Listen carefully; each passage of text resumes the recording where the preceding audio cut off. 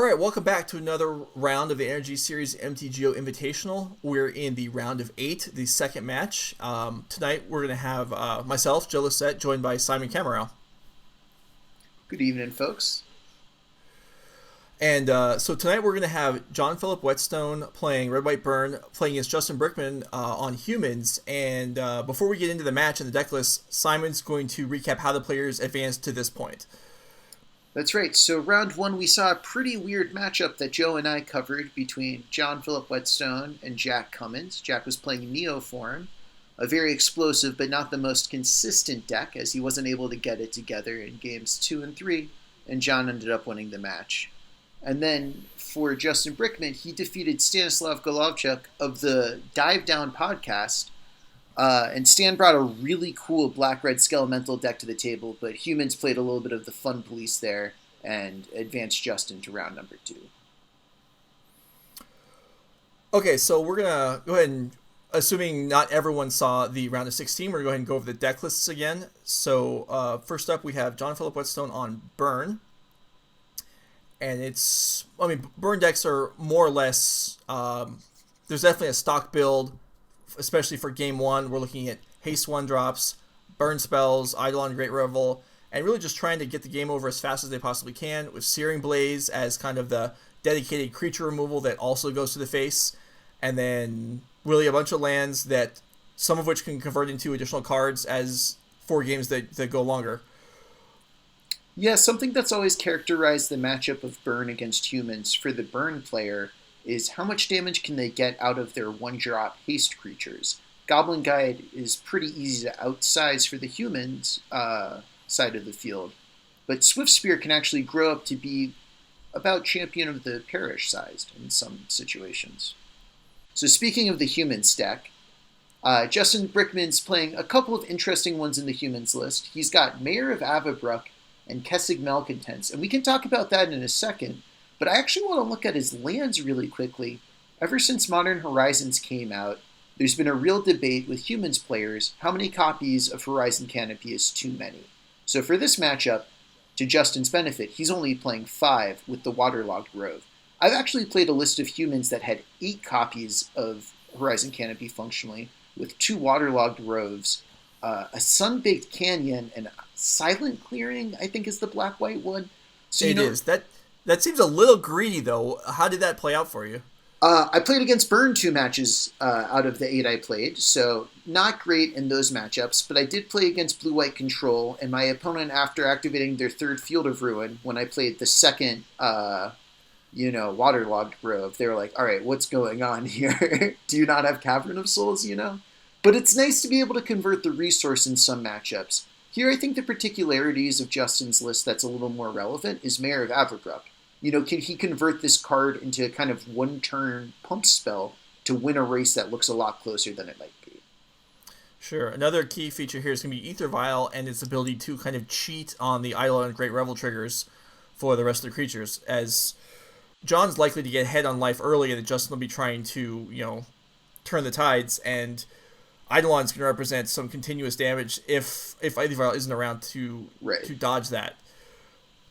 And here, we see a great hand for Justin in game 1. Thalia, an excellent card, trying to get confirmation that Justin is on the play. It looks like, no, Whetstone is clearly on the play here. So this Thalia will be a little bit worse. But you'll see a 2-1 first striker, pretty good at blocking a 2-2 Goblin Guide.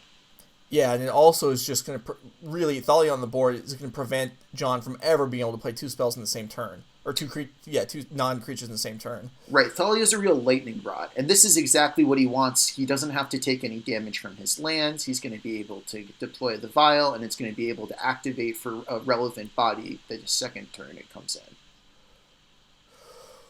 And then meanwhile, this is the kind of start that looks like it would line up poorly against Thalia, because multiple creatures could get through Thalia at rate, but the spells are going to be taxed by her effect.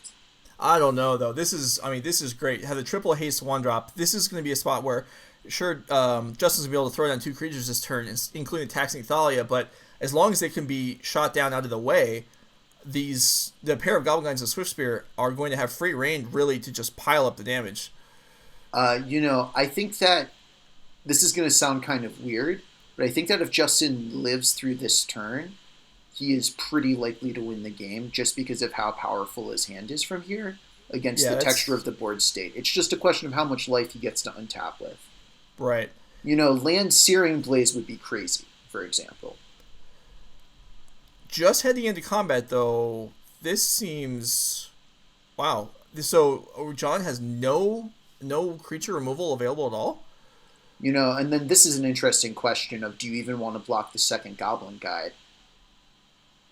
Right, because I think the first Goblin Guide, this is pretty free. And I like this. If you're going to block something, yeah, you might as well trade down or trade for a body off the board now while you can.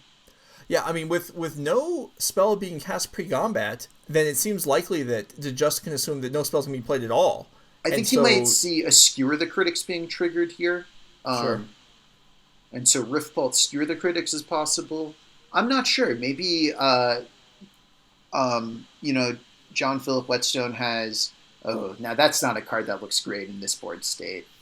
No, this is probably John might be color hosed here. He might be really needing white mana. I mean, there's only one card left in his hand anyway, but Right. this just didn't come together very well. No. And you know what? I like the idea of playing Reflector Mage here over Mantis Rider, just because I think that's the most punishing. Yeah, that's the most punishing option in terms of tempo. Mm-hmm. And that lines up with the disruption you're providing with Thalia. Also, it's a 2/3, which is, that's the size that matters. Plus, throwing the Mantis right out there to die to the Rift Bolt isn't the greatest. We'll see the looks Right. like Violet and Freebooter here while John's tapped out. This is going very well for Justin, I would say. Yeah, and I like the no attack. I like forcing, John Phillip Whetstone. Actually, let me take that back. I would have attacked there. I think you want to get in the damage while you can. Right now, Thalia is the clear target for Riftbolt if it targets a creature.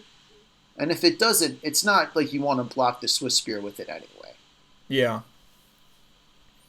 Yeah, it is the Rift Bolt's going to face, which I understand. It gives John a shot to just draw burn spells if he can survive. If he gets 2 more turns and can draw enough burn to finish it up, then No. Oh, goodness. Oh, you know what? Thalia's doing wonders here because you could have even seen something as crazy as sacrifice the Fiery Islet to have that come into play tapped. mm-hmm. But, with already paying the tax once, this is a lot. People, I think, traditionally describe this as a good matchup for burn, but if you remember when we commented on JP's round 1 matchup, I described this problem burn can have where it doesn't get to sequence its spells smoothly. And largely because of Thalia, you're seeing the game play out like that. Yeah, I don't know. I don't even know if I'd feel comfortable saying I thought this was favored for burn. It's maybe, but I feel like humans' ability to outsize things fairly quickly with the disruptive creatures is really going to be a problem a lot of the time, and this is going to be. Let's see, what are we going to do here? Do we vial up to 3? Yeah. I wonder. We also could have left it on 2 to be able to freebooter on the draw step, but Justin obviously doesn't think that's too important, and we're just getting in damage here, which is also totally fine. Well, if you get what I think whatchamacall, I think he's trying to take as little damage as possible from this point forward. I think that I was a little over the top describing the board state because if you'll notice, it's not like the game is over right now, right? At 6 life, that's 2 burn spells, and 13 is a pretty healthy amount of life even after that attack. So Justin has to try to fade basically a couple of draws, and I think playing a little conservatively there makes the most sense. Yeah, I don't know. Knowing that Justin knows he has 2 more turns, or maybe not with the draw, but with Thalian play, it's probably still safe to say that. Still, it would have been Reflector Mage on the Swift Spear and then attacking with the one in play would have given him at least the possibility of winning next turn. That would have been something I would have been pretty interested in. Yeah, I think that's true. And, right, you want to put your opponent to lethal. And that's kind of the tension in this matchup. One of the ways you interact is by manipulating tempo like that. Like, for example, here I like the idea next turn of Reflector Mage bounce the Swift Spear. So do I, yeah. Because what's Eidolon going to do? Yeah, it's almost going to be forced to chump block because John can't afford to have it stay in play. Oh, never mind. I think we have a better play here. We certainly do, and yeah, this is going to be. I don't know. Are we going to win the game this turn? Look, I'm still surprised. I always assume so. I I think this clicking is fast enough to suggest that. I'm still surprised we bounced the Eidolon.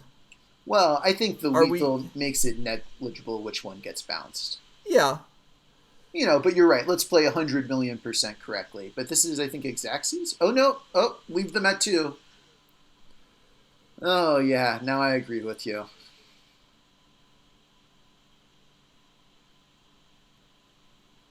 It's possible. I mean, is it? I guess if we had bolt, right? No, if we or Searing Blades on Thalia plus. Oh no. Okay. Oh, this is an extremely classy move from Whetstone.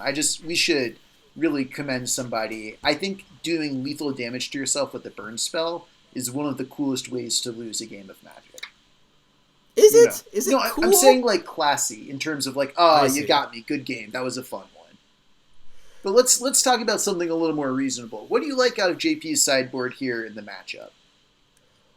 Well, I think we're definitely going to see kind of the Searing Blades come in. Mm-hmm.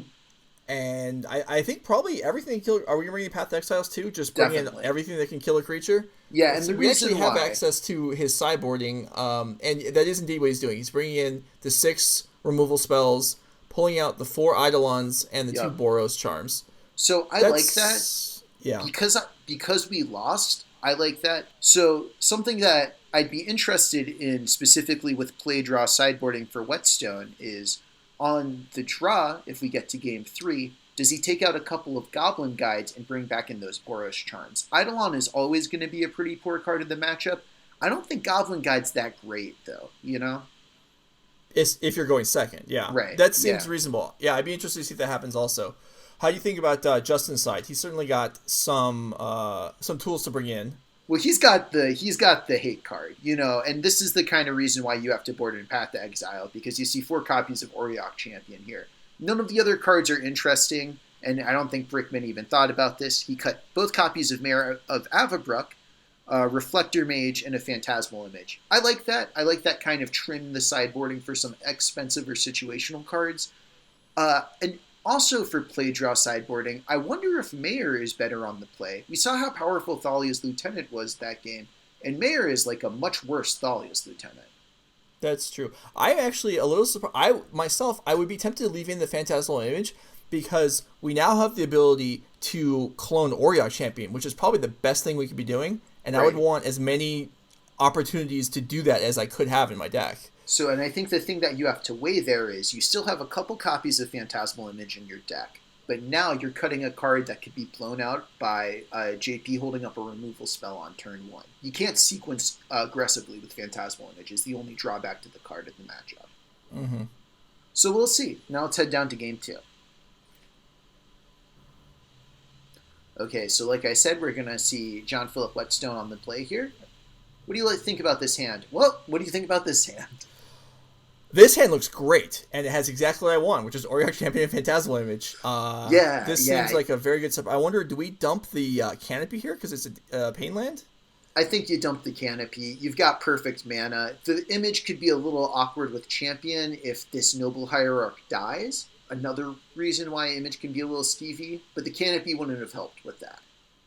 Right. Now this 6 is better than I think we'd even ask for on 7, so I would be pretty happy with this from Justin's side. Right, seeing the power of the London Mulligan here. And here we go. Saw John mulliganed also, so with both players on 6, Justin has to be very happy staring at what he's got here. Right, and Justin's hand is great against fewer cards, because it's going to be hard for him to lose the game before at least one Auriok Champion comes into play. And this is, I think, actually a really good backup draw, which is more mana fixing, and another play assuming this Hierarch lives. Right. This would allow, so on turn 2, we could go Auriok Champion plus Hierarch, unless, assuming our Hierarch in play lives. Yeah. And then that's going to be, John's going to have a real hard time dealing with this going forward. Even if the Hierarch gets killed, we just Cavern on Human again, right, and play down Champion. Right. We just ignore the image. Yeah. I think something that's kind of low-key a huge problem about Auriok Champion especially with this board state of multiple hierarchs, is that it stacks damage up kind of quickly. It turns into a clock in this human stack. First, it's going to completely cold one, unless it gets Path to Exiled here, right? Yeah, but even then, that's well, I guess that will fix the mana problems, and it's not great. But that's there's only 3 in the list. Although Justin doesn't know that, but that's probably a safe assumption. Right. And he's going to be, yeah. You're going to assume your opponent has something to answer Auriok Champion. There's some strange fringe cards that people play, but the stock answer is always Path to Exile. Mm-hmm. So are you blocking here if you're Justin? Because I think there's a strong incentive to not do that. We'll see what the Goblin Guide reveals. But getting blown out by Skullcrack, if it's still in the deck, would be unfortunate here. Yeah, and I think that you're at enough life that you can probably take one more shot from Goblin Guide. That's an okay draw. It lets you double spell next turn, and I think blocking is fine. The thing is that your opponent can't have everything. So as long as you kind of decide, I'm going to start playing around these things, you get to play kind of like Minesweeper with them. Here we might see the Hierarch die to a Searing Blood or something end of turn, but you have to still play the game. You can't just be afraid of their hate cards. All right, so the life gain gets started here a little bit. Yeah, we see they'll always yield to that trigger. Yeah. John with 4 cards in hand and no plays last turn. So, yeah, I agree with you that it's reasonable to expect something at the end of turn here. Yeah. And again, 1-drops versus 2-drops for burn. Here we see a really powerful 2-drop, Boros Charm.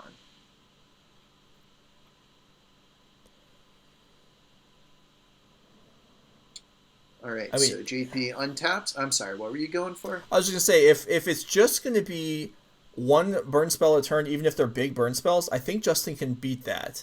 Although he may have to consider... Well, I was going to say he may have to consider starting to attack with the Auriok Champion here, but actually I don't think that anymore, as now we're just going to be...